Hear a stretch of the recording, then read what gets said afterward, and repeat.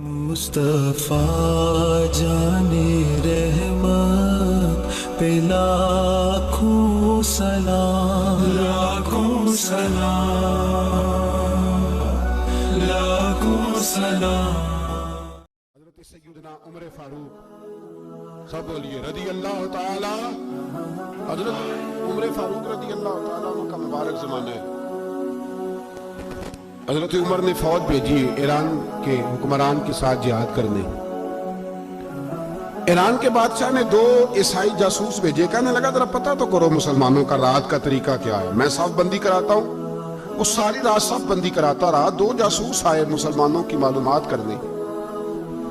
मालूमात करके जब वापस गए तो हज़रत उमर फारूक रदी अल्लाह ताला अन्हु के सिपाहियों को देखा, गौर से पलटे तो बादशाह कहने लगा क्या हाल देख के आए हो?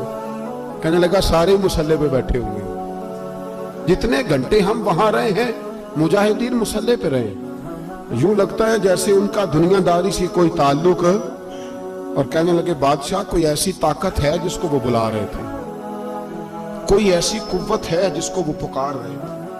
हमें भी वहां खड़े होके महसूस होता था कि हाँ कोई है जो आ जाएगा इनकी मदद के लिए, कोई है जो पहुंचेगा इनकी मदद करेगा। ईरान का बादशाह कहने लगा मुझे समझ आ गई है, वो जिस्म की ताकत से नहीं लड़ते, वो कोई गैबी ताकत है जिससे वो लड़ते। भाई वो गैबी ताकत भी तो हमारे पास हमने नाराज कर लिया ना, वो भी तो नहीं ना, मस्जिद का रुख भी तो कोई नहीं। और मैंने पिछले जुमे भी कहा था, फिर कहता हूं, वाहन हो गया उम्मत को। नबी पाक ने फरमाया उम्मत को वो क्या है, दुनिया से मोहब्बत हो गई है, मौत से कराहत हो गई, वाहन है।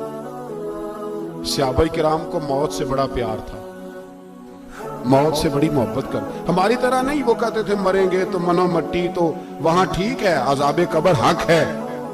लेकिन मैं कहा करता हूं सालों के बाद जो परदेश से मां के पास आए, मां उसे अजाब नहीं देती, उसका माथा चूमा करती है। और भाई जो रब करीम की बारगाह में जाएगा, तेरा क्या ख्याल है, गल सड़ जाएगा?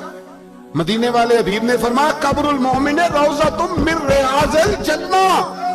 फरमाया मेरा मोमिन जब कब्र में जाता है तो अल्लाह जन्नत के सारे दरवाजे खोल देता है, वो तो अल्लाह की रहमत में पहुंचता है। कौन कहता है मोमिन मर गए, वो तो कैद से छूटे अपने घर गए। कौन कहता है कब्र में अजाब है तो सिर्फ अजाब ही है, हाँ मुजरिम को सजा मिलेगी, लेकिन मोमिन हमेशा जहन्नम में, वो बेलाखर जन्नत में जाएगा, बेलाखर जन्नत में जाएगा। और किसी दरवेश ने बात की, वो करके चले गए, पर कमाल ही कर गए। कहने लगे दोज़ख में मैं तो क्या, मेरा साया ना जाएगा, क्योंकि रसूल पाक से देखा ना जाएगा। नबी पाक सैयद आलम अलैहिस्सलाम के गुलाम तो देखो ना, सारी जिंदगी उमर फारूक, बुखारी पढ़ो तो सही, सारी जिंदगी उमर हर नमाज के बाद कहते थे अल्लाह मरज़ुकना शहादतन फी सबीलिक, अल्लाह बिस्तरे पे मौत ना देना, मौत मुझे शहादत की देना। हजरत सैयदना मौला अली शेर खुदा करम अल्लाह ताला वजहुल करीम सारी जिंदगी कहते रहे अल्लाह अली ने मैदान में उम्र गुजारी है, इसे शहादत की मौत अता फरमा।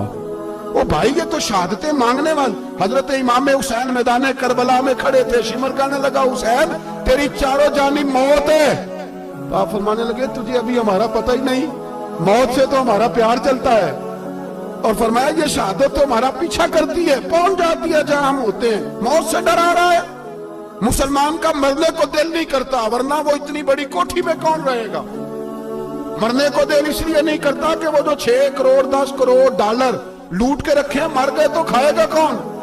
वो फकीर फाका मस्त थे, उनका घर ही कोई नहीं था, उनके बैंक बैलेंस ही कोई नहीं थे। वो कहते थे घर हमारा है वो जो हमारे रब ने तैयार किया हुआ है, हमारा बैंक बैलेंस है वो जो हमें जन्नत में जाके मिलेगा। उनका तो ये खाता ही कोई नहीं था, इसलिए वो शहादत की। हजरत उमर बिन जमूह रज़ी अल्लाह ताला अन्हु मैदाने ओहद में 4 बेटे लेके आए। कितने बेटे बोल के बताए? 4 बेटे लेके उमर बिन जमूह आए, और खुद एक टांग से लंगड़े से आप है, टांग छोटी है। हुजूर के सामने खड़े हुए कहा महबूबा मेरे 4 ही थे, मैं 4 ले आया, कबूल कर ले। तो हुजूर ने फरमाया तू क्यों तलवार ओढ़े आया है, ये तूने क्यों गले में असला डाला हुआ है? कहा या रसूलल्लाह मैंने भी तो जाना है ना। तो हुजूर ने फरमाया 4 बेटे जो हैं। हजरत उमर बिन जमूह ने बात की, सहाबा कहते हैं लबों से मुस्कुरा रहे थे, आंखों से रो रहे थे, क्या अजीब अंदाज है। हुजूर ने फरमाया उमर 4 बेटे जो आ गए तो तू रहने दे, تو حضرت عمر رو پڑے, کہنے لگے محبوبہ کیا لنگڑے جنت میں نہیں جائیں گے؟ کیا حضور میں لنگڑا ہوں تو میرے لیے جنت کوئی نہیں؟ میرے حبیب پاک سید عالم صلی اللہ علیہ وسلم نے فرمایا عمر تو ضرور جنت میں جائے گا. کہا محبوبہ پھر بچے بعد میں جائیں گے, میں پہلے میدان میں جاؤں گا. ایک بی بی 4 بیٹے لے کے آئی احد میں. کہا محبوبہ کل کمائی تھی میں لے آئی ہوں, میرے پاس کوئی اور شے ہوتی تو میں بچا کے نہ رکھتی. بیٹے دے کے نا حاضری لگوا کے تو واپس دروازے پہ لے گئی. تو حضرت سیدنا عبداللہ ابن عمر فرماتے ہیں بی بی بول رہی تھی تو میرا جذبہ جہاد بڑھ رہا تھا. اپنے بیٹوں کو کہنے لگی میں تمہیں حضور کے پاس چھوڑ کے جا رہی ہوں, جب تم میدان میں گرو گے تو میں تمہیں دیکھنے آؤں گی. دیکھنا تمہاری پشت پہ کوئی زخم نظر نہ آئے, جتنے تیر کھانے ہوئے سینے پہ کھانا, جتنے تلواروں کے نیزوں کے زخم برداشت کرنے ہوئے یہاں کھانا, پشت پہ زخم نظر نہ آئے. حضرت عبداللہ ابن عمر فرماتے ہو بی بی کی گفتگو میرا جذبہ جہاد بڑھا رہی تھی. ایک بی بی 3 سال کا 4 سال کا بیٹا لیے رو رہی ہے, احد کا دن ہے. سہیلیاں پوچھتی ہیں تو کیوں روتی ہے؟ وہ کہتی ہے دیکھو میرا خامد بھی بدر میں شہید ہو گیا, بھائی اور باپ بھی.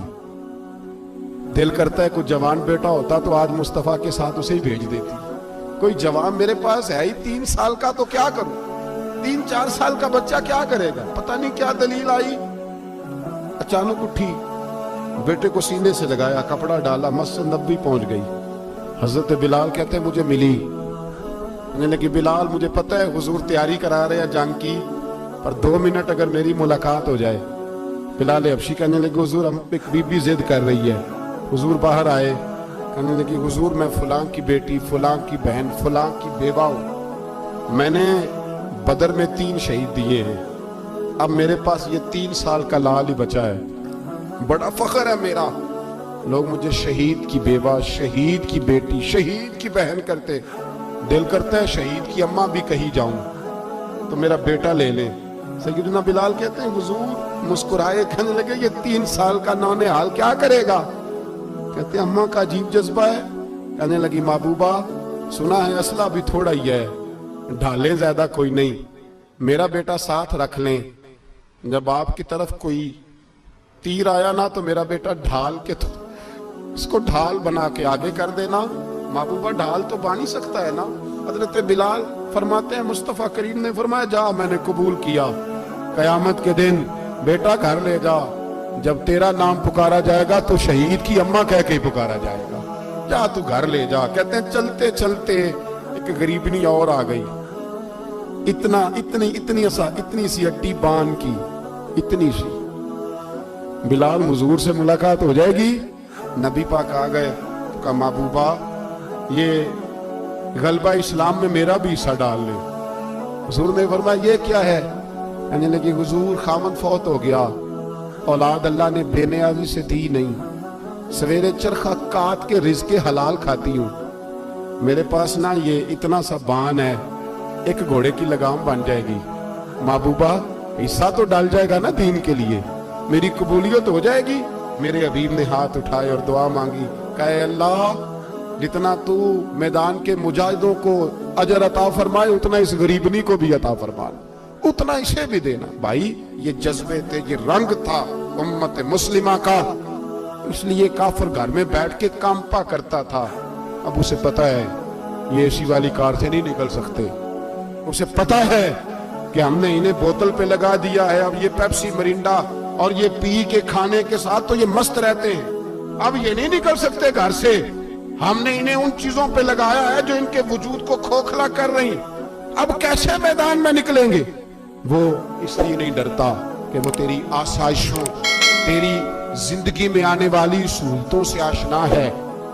موت بستر پہ بھی آ جاتی ہے, لیکن جس کو میدان میں آتی ہے وہ ساری زندگی زندہ رہتا ہے, وہ ساری زندگی زندہ رہتا ہے. بھائی مرنا تو ہے, لیکن اگر زندگی دین کے کام آئے گی